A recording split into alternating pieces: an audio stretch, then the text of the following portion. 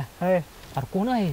आलं थांबलं तलपंता ते मिळून आल्या काय होय क्या बाबो सरपंचाची मेहुणी? होय अरे एक तर मी पहिल्यांदा गावात आलोय आज नाम्या म्हणला म्हणून मी कामाधंद्याला लागलो होतो. पहिल्यांदा आलोय मला लावशील तू कामाला इथं देव उठवशील माझं.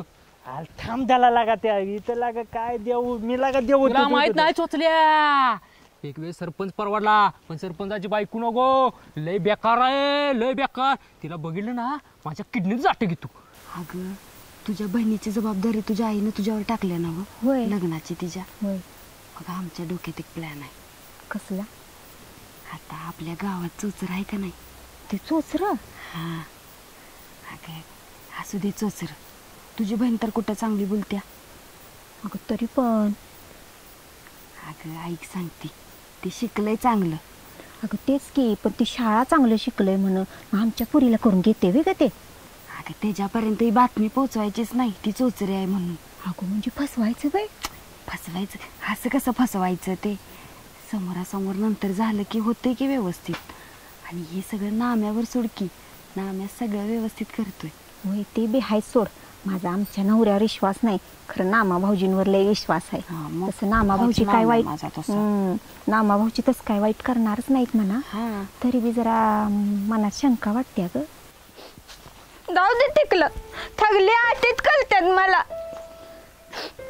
ताईली बी आटीत कलत्या आई बी घालात आटीत कलत्या मला. थगली आटीत कलत्यात. देवा आता मी धुतली आहे त्यात माझा दोष ऐकाले. रानात सरपंचाच झंगाट आपलं म्हणजे तुला सुटती लागा चेष्टा का बरं तर काय काय मग वहिनी आयला दोघच बसला इकडं.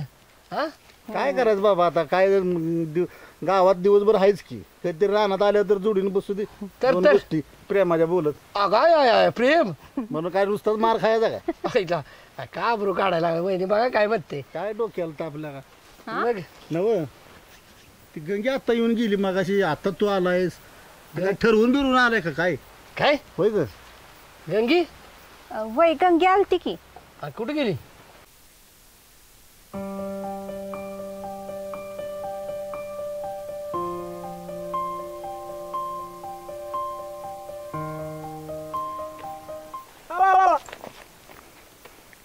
काय रे चोचऱ्या